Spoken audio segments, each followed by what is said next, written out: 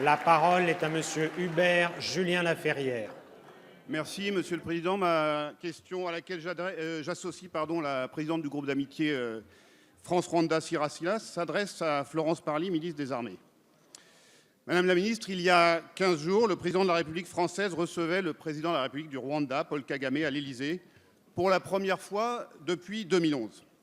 Alors on peut, sur ces bancs, bien sûr, avoir un regard critique sur la gouvernance de Paul Kagame au Rwanda.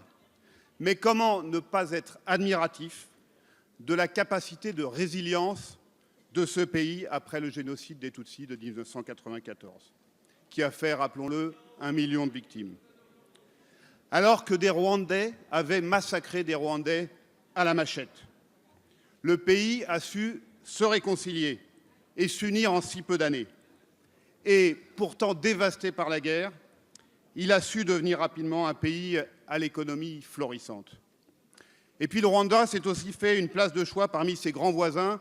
On sait que le 23 mars dernier, il est d'ailleurs devenu le premier contributeur financier africain de la force G5 Sahel. Et je souhaite saluer le soutien de la France à la candidature de la ministre rwandaise des Affaires étrangères à la tête de l'Organisation internationale de la francophonie. Vous connaissez, Madame la ministre, nous connaissons tous les accusations qui sont tenues à l'encontre de la France et de ses armées depuis le génocide des Tutsis. C'est pourquoi, d'ailleurs, lors de leur rencontre, les deux chefs d'État ont évoqué la création d'une commission composée d'historiens rwandais et français. Il est dans l'intérêt de tous que cette commission puisse travailler dans de bonnes conditions, grâce au processus d'ouverture des archives qui doit continuer, comme l'ont également souhaité les deux chefs d'État. Parce que, mes chers collègues, le travail de mémoire, comme la lutte contre l'impunité, sont indispensables pour prévenir de tels drames. Alors, Madame la ministre, pouvez-vous nous dire plus sur le processus d'ouverture des archives, indiquer quelles sont les ambitions de la France pour établir les relations franco-rwandaises apaisées? La parole est à Madame Florence Parly, ministre des Armées. Monsieur le député, vous avez raison. Nous devons parler au Rwanda. Et ceci, quel qu'en soit le dirigeant, il est nécessaire de parler à un pays dynamique qui, par ailleurs, exerce cette année la présidence de l'Union africaine.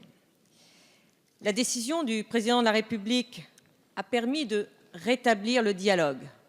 C'est donc une décision de responsabilité. Mais comme vous l'évoquez également, certains tentent de réécrire l'histoire et tiennent des propos inacceptables et souvent vendeurs. Je veux dire ici très clairement que je ne laisserai pas entacher l'honneur de nos armées et que je serai toujours là pour le défendre.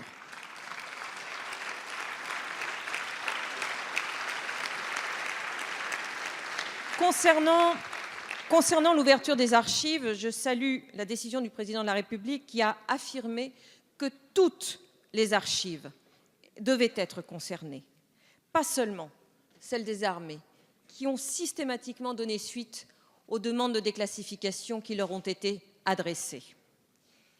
Il n'y a donc aucune raison d'avoir peur, car c'est la déclassification qui permettra aussi d'apaiser les fantasmes et de mettre un terme à d'insupportables suspicions.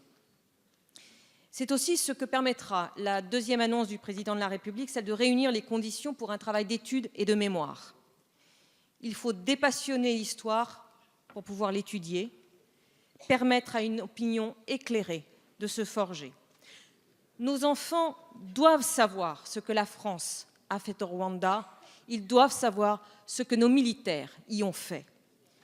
Nous sommes toujours aux côtés de ceux qui ont combattu pour la France. Nous y serons jusqu'au bout, jusqu'à ce que la vérité ait pu être faite, et c'est tout ce que désirent nos armées. La parole est maintenant